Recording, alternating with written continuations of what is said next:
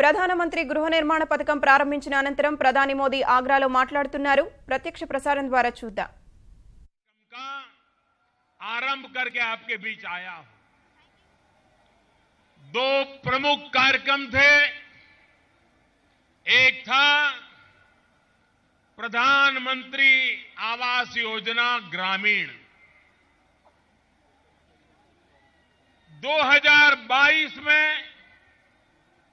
जब हमारा देश आजादी के 75 साल मनाता होगा, तब हिंदुस्तान के गरीब से गरीब के पास अपना खुद का घर होना चाहिए. ये संकल्प लेकर के मैं काम कर रहा हूं. और इसलिए आज आगरा में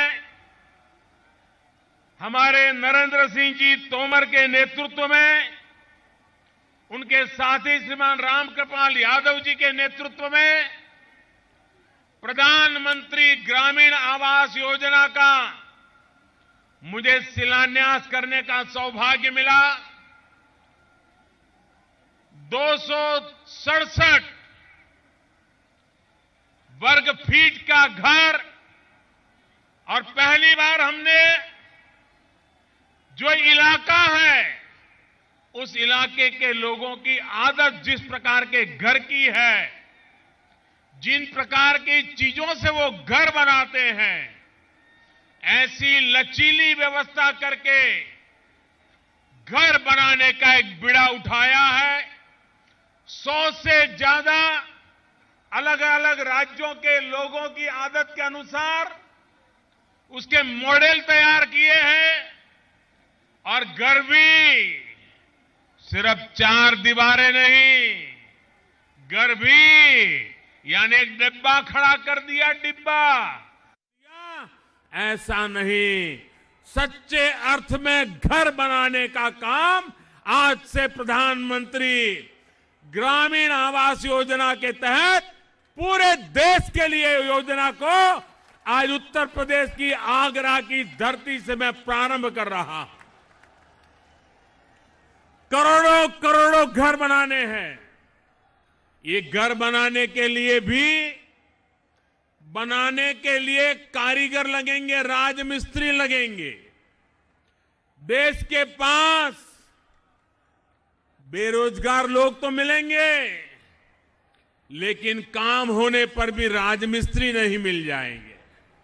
और इसलिए सरकार ने पिछले कुछ महीनों से पूरे हिंदुस्तान के कोने कोने में राजमिस्त्री बनाने के लिए नौजवानों को ट्रेनिंग देने का एक बड़ा अभियान चलाया है, ताकि गांव-गांव लोकल राजमिस्त्री तैयार हो, करोड़ों करोड़ों घर बने, और उस घर के कारण नौजवान को रोजगार भी मिले.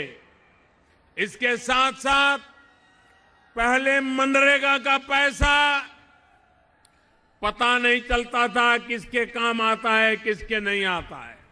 हमने कहा अगर परिवार के लोग खुद मेहनत करेंगे, अपना मकान बनाने के लिए काम करेंगे, तो उस काम को भी मनरेगा मान करके उनको भी पैसा दिया जाएगा, ताकि उनका घर खुद बनाएंगे तो ज्यादा अच्छा बनाएंगे, और खुद का घर भी बनाएंगे, पैसे भी कमाएंगे. ऐसी योजना बनाई है. हमने घर ऐसा भी बनाना तय किया है जिस घर में बिजली भी हो, खाना पकाने की व्यवस्था हो. इतना ही नहीं, उज्ज्वला, प्रधानमंत्री उज्ज्वला योजना के तहत उस गरीब को गैस का कनेक्शन भी मिल जाए, ताकि गैस के चूल्हे पर वो खाना पका सके. भाइयों बहनों, एक संपूर्ण योजना हिंदुस्तान के गरीब के लिए, गांव के गरीब के लिए. और वैसे ही कुछ दिन महीने पहले प्रधानमंत्री आवास योजना शहरी जनों के लिए उसको तो लॉन्च कर दिया था. आज मैं ग्रामीण आवास को लॉन्च कर रहा हूं। इसका मतलब ये हुआ कि शहरी क्षेत्र हो, ग्रामीण क्षेत्र हो, सबसे पहला लाभ जिसके पास अपना घर नहीं है ऐसे मेरे गरीबों को मिलने वाला है। और आजादी के 75 साल होते होते इस काम को पूरा कर दे रहा है। आज मुझे रेलवे के अधिकारी तो मौजूद नहीं थे, मंत्री मौजूद नहीं थे, क्योंकि उनको कानपुर पहुंचना पड़ा। लेकिन रेलवे की भी योजनाएं करीब करीब 1100 करोड़ रुपए की योजनाएं मथुरा से पलवल, मथुरा से भूतेश्वर, चौथी लाइन, एक प्रकार से यहां आर्थिक गति देने वाला कार्यक्रम, उसका भी मैंने शिलान्यास किया है। और उसके कारण यहां जो रेल में ठहराव आ जाता है, चौथी लाइन होने से गति बढ़ जाएगी। यहां के जीवन में बदलाव लाने में रेल बहुत बड़ी भूमिका अदा करेगा। उस काम का भी प्रारंभ किया है। भाइयों बहनों, ये सरकार गरीबों को समर्पित है। हमने प्रधानमंत्री जनधन अकाउंट का काम किया ताकि गरीब का बैंक में खाता हो।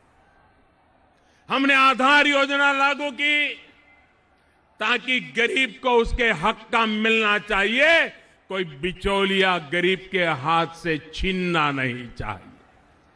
भाइयों बहनों, हमने प्रधानमंत्री उज्ज्वला योजना बनाई ताकि मेरी गरीब मां लकड़ी का चूल्हा जला करके एक दिन में जब खाना पकाती है तो 400 सिगारेट का धुआं उसके शरीर में चला जाता है। वो गरीब मां की तबीयत का हाल क्या होगा।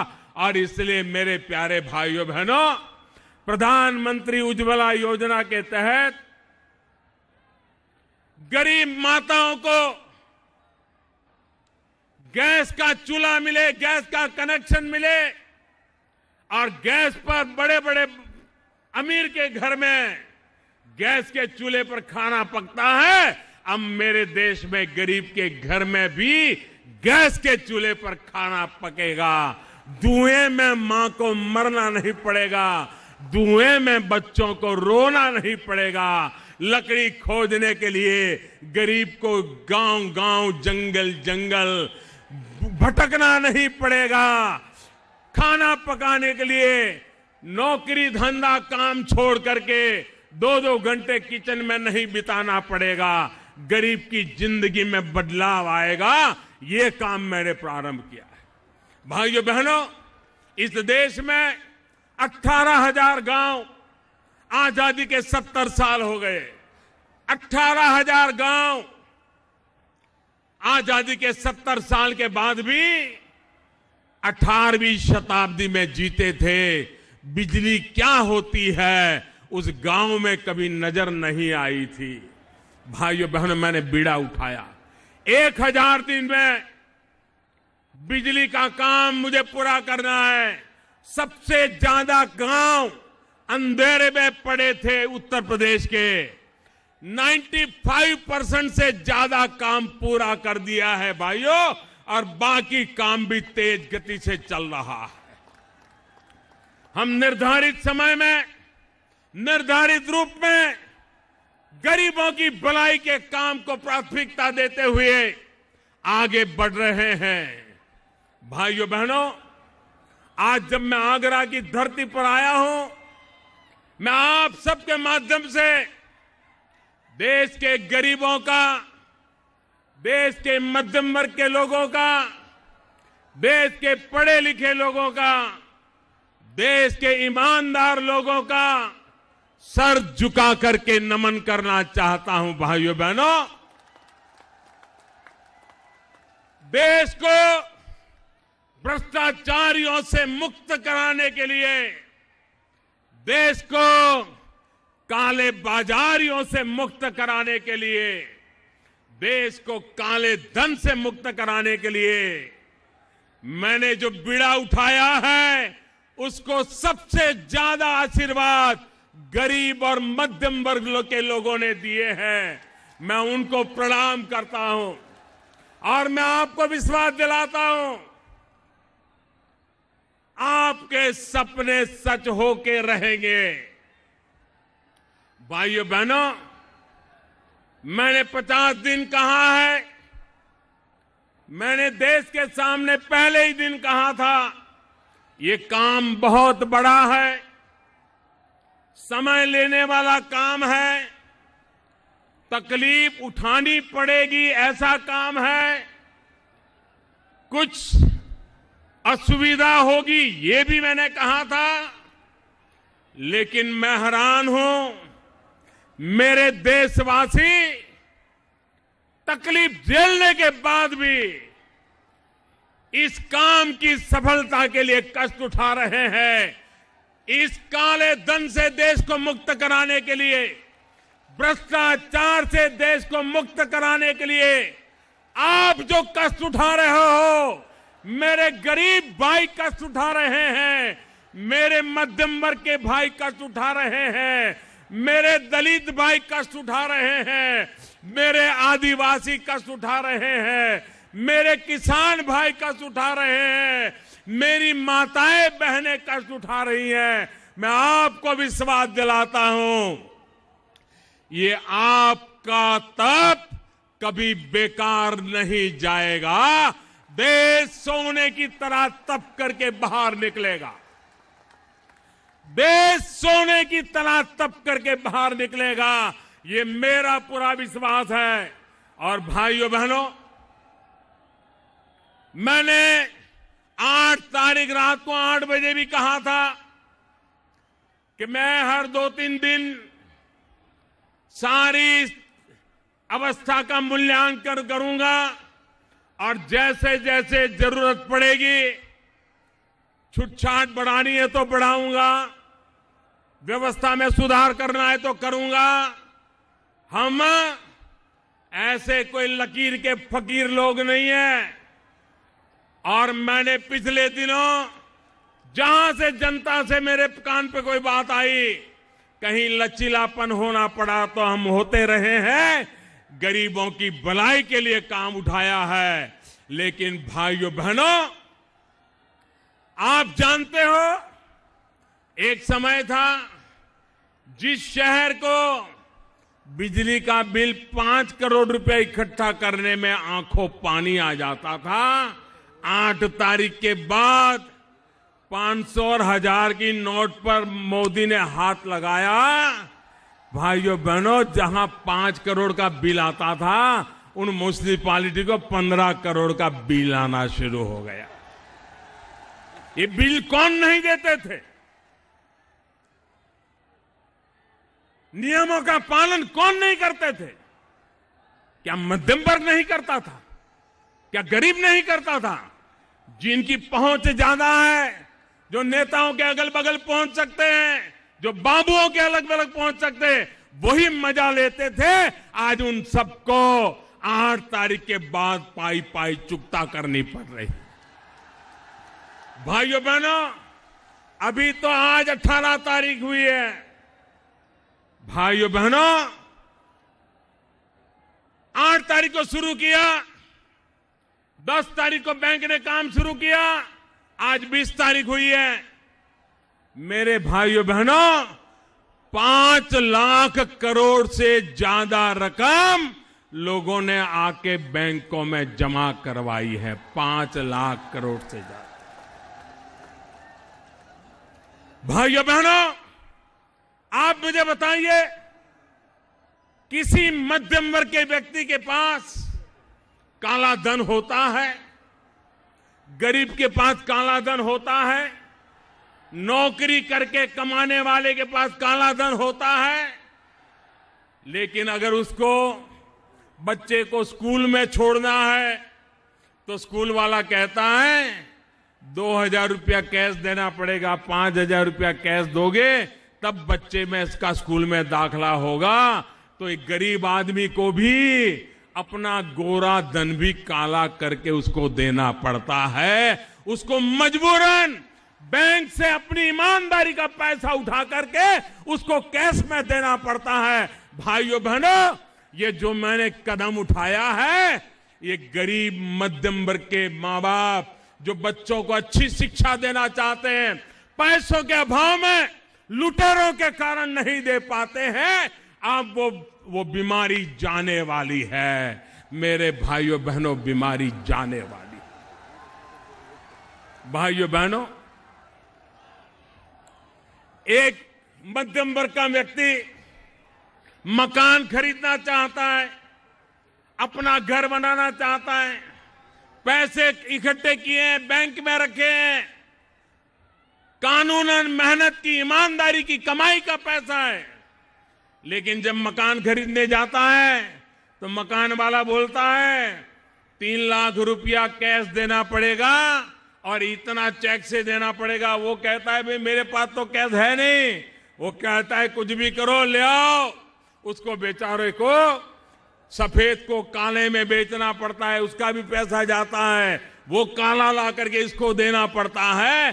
पूरी इकोनॉमी को कुछ लोगों ने बर्बाद करके मेरे देश के गरीब को, मेरे देश के मध्यम वर्ग को लूटा है। भाइयों बहनों, ये 500 और 1000 की नोटों बंद करने के कारण आपको तो असुविधा हुई है, इसका मैंने पहले दिन भी इनकार नहीं किया था, लेकिन कुछ लोगों की तो सारी जिंदगी तबाह हो जाए ऐसा उन लोगों को दंड दिया है मैंने, क्योंकि उन्होंने गरीब का लूटा है, मध्यम वर्ग के लूटा है, आपके हक का पैसा लूट करके अपना कारोबार चलाया है।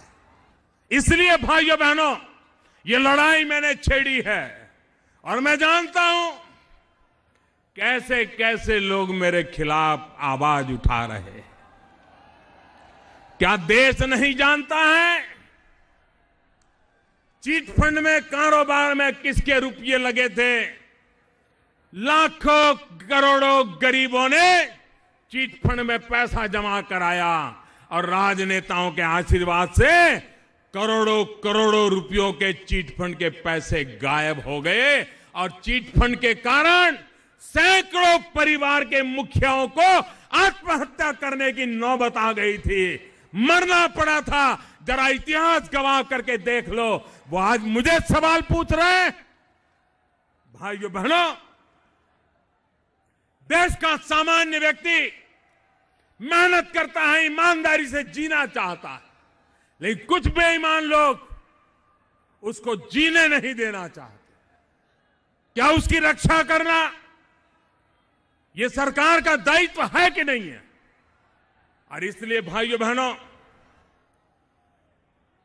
जो मध्यम वर्ग के मानवी मेहनत करके कमाता है, लेकिन उसका काले धंधे करने वाले शोषण करते हैं, उससे लूटते हैं, मेरे इस कदम से मध्यम वर्ग के मानवी को सुरक्षा मिलने वाली है। और जो गरीब है, जिसका हक है लेकिन उसका हक का मिलता नहीं है, उसको पीने का शुद्ध पानी चाहिए, उसको बच्चों को पढ़ने के लिए शिक्षा चाहिए, उसको बुजुर्गों के लिए बीमार है तो सस्ते में दवाई चाहिए, गरीब को उसका हक चाहिए।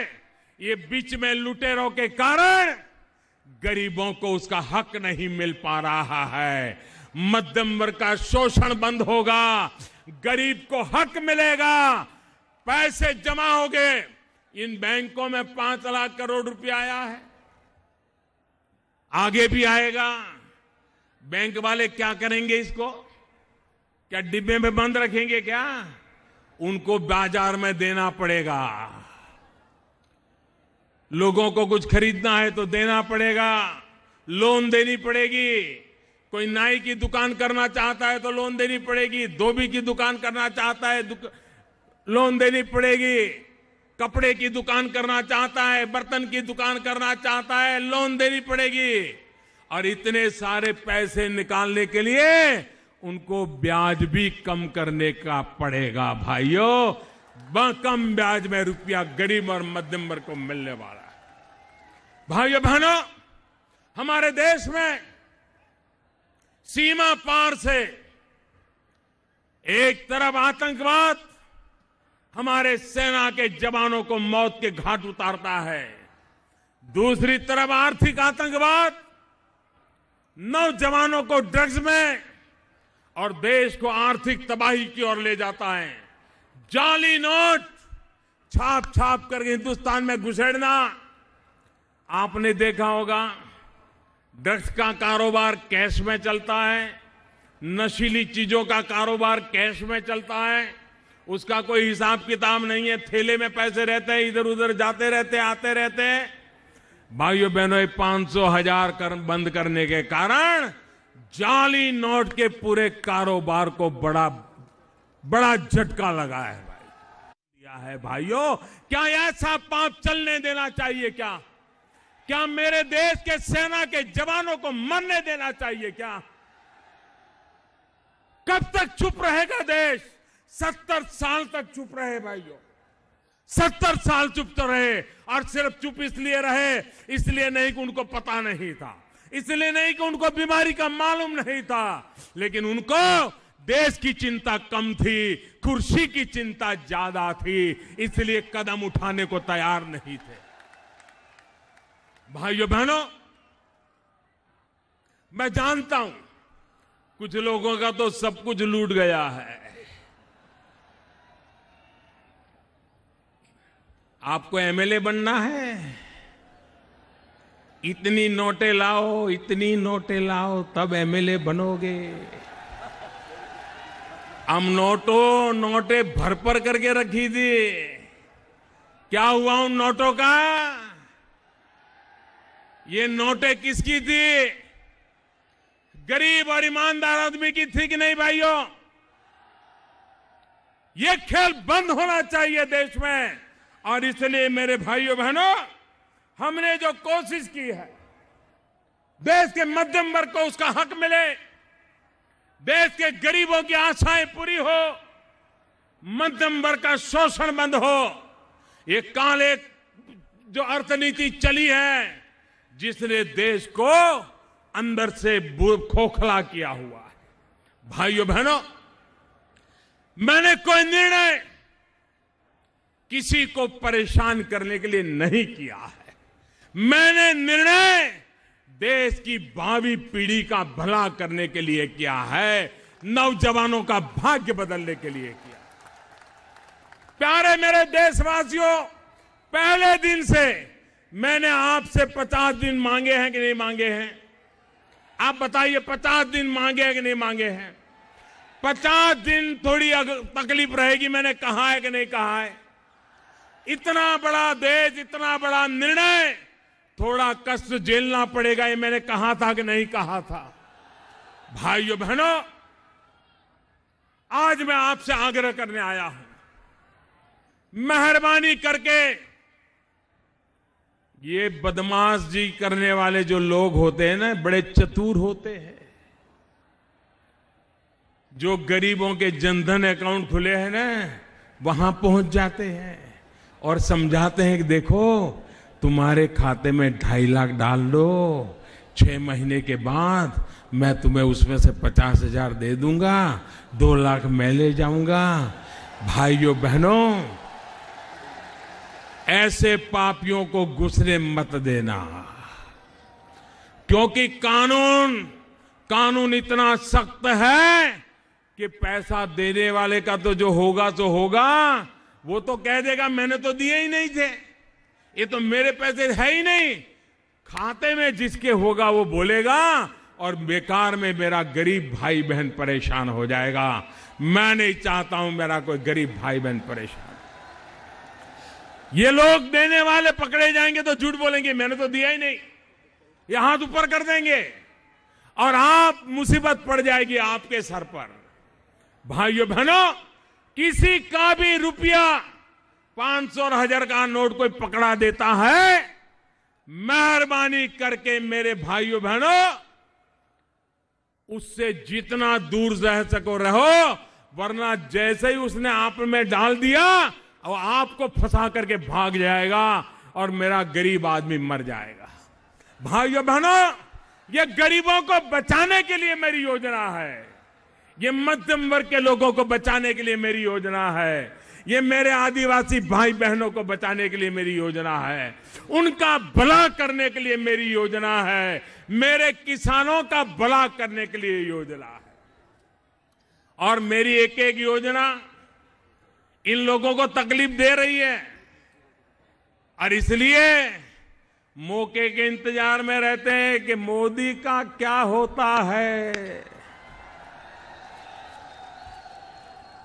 आपको मालूम है मेरे किसान भाइयों बहनों, जब खेत में यूरिया की जरूरत होती थी, यूरिया के लिए इस देश में 2-2, 3-3 दिन मेरा किसान कतार में खड़ा रहता था। ठंड में भी वो फुटपाथ पर सो करके यूरिया लेने के लिए कतार में खड़ा रहता था कि नहीं रहता था भाइयों? और जब यूरिया वाला यूरिया नहीं देता था, हो हल्ला होता था, ये पुलिस आकर के किसानों को डंडा मारती थी कि नहीं मारती थी? हमारा किसान लहूलुहान होता था कि नहीं होता था?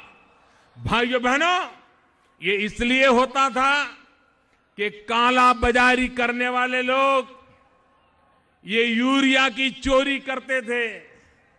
आता था किसान के नाम पे सब्सिडी वाला यूरिया आता था और वो ट्रक में से उतरता ही नहीं था, वो केमिकल के कारखाने में चला जाता था, क्योंकि केमिकल कारखाने वालों को वो सस्ते में मिल जाता था।